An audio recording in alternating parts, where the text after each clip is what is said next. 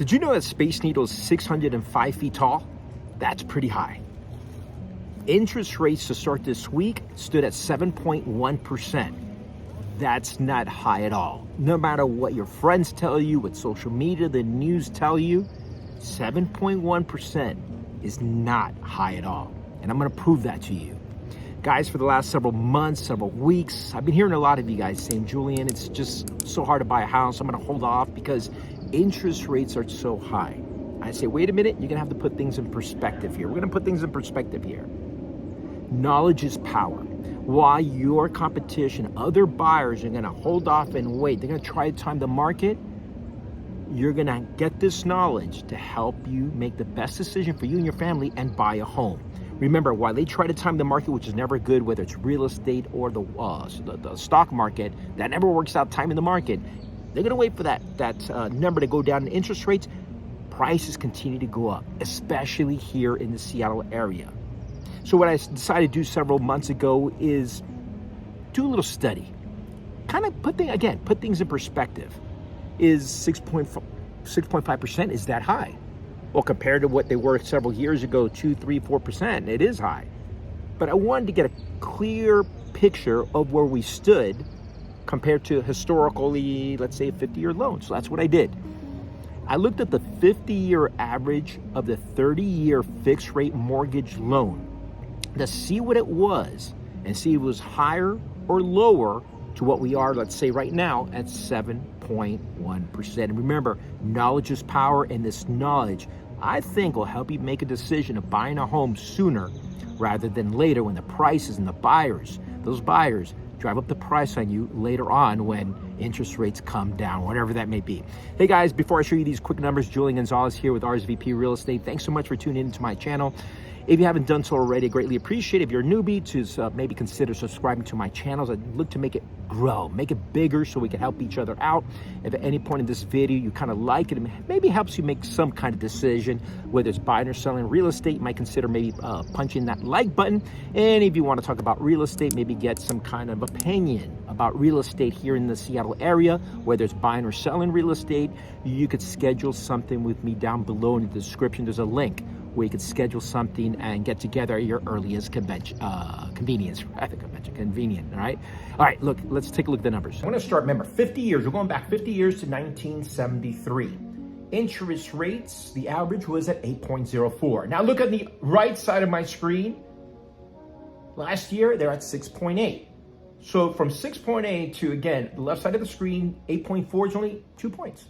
I know you're saying, well, 2 points. Yes, I get it. Yes, you're right. 2 points, but actually it's not as far as you think it is, or it was back then. And then things in the 70s become really crummy in the late 70s, mid to late 70s, and then kind of peaked there in 1981. That sucks. 16.63%, guys. That's horrible. So when you start crying, you hear people cry that interest rates, my God, they're at 7%, creeping up at 8 or in the high 6s. Remind them of 1981, 16.63%. Then the change of administration started helping things out a lot. Things started going down. By the way, guys, here's a good number to throw at you in case you didn't know. In 1970s, started the 1970s, the median sales price of a home was $32,500. It's amazing, right? And then in the 80s, up here, we're gonna stay up here, alarms were just going off, guys. Yeah, behind me. Yeah, but everybody was just alarmed because the average, the median sales price of a home was $63,700. Crazy, huh? So, which is the price of, I guess, a Tesla. In the 70s, it was the price of a car. Oh, wait, I don't even know how much a Tesla costs, but I'm gonna say it's about that price. But anyways, and then things started going down with interest rates. Everything was looking great. In the 90s, the median sales price of a home was $63,700. So the nice, expensive car, that was the cost of a house, which again, was not too long ago. Things were really going down. Then around here, then things were like getting worrisome. 2008, we all know that was a terrible year in the market, in the world economy. And then things continue to go down to 2012, 3.66%. I remember people saying, I don't think it's gonna go lower than that. Well, they were wrong, as we all know. Down in 2016, it creeped down to just 1.01%. And then 2018, things are going back up. People are freaking out. But little did we know, right? This is the golden child right here. 2021, 2.96. Wait a minute. Before I continue, if you don't know what the golden child is, it was a movie by Eddie Murphy, and it was a little golden kid, a very, I don't know, godlike kid that would float in the air. Anyway, so it's the golden kid right here, 2.96%. That is crazy. And that's what a lot of people, unfortunately, that's stuck in people's mind. People believe it's going to go back to that. I'm not no expert, but I don't think that's going to happen anytime soon, guys.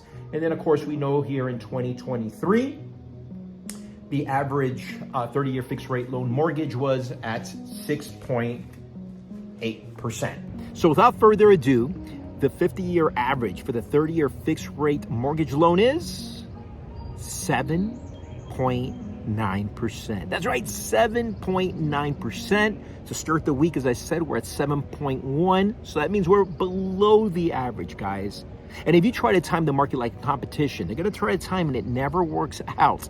Whether it's real estate or the stock market, you're going to wind up losing a lot of money. Because when your competition sees that's low enough, they're going to jump on the market and drive up the price on you. Remember, while you're waiting, home prices, especially here in Seattle, are going to continue to go up. They're not going to wait for you. For you first-time home buyers, I know it's especially you millennials, it's very frustrating. You know what, the average age of the first-time home buyer in 2023 was 35 years old. So we're talking about people that are born in 1988. Okay? If you take the average from 1988 to 2023, the 30-year fixed rate loan during that span is 10.34%. Guys, hope you take this knowledge to see that right now is actually a good time. When people are panicking, it's a good time to buy. Remember, you marry the property, but you date the rate. And even more importantly, as I said so many times before, guys, the best time to buy a property is always 5 years ago. Good luck.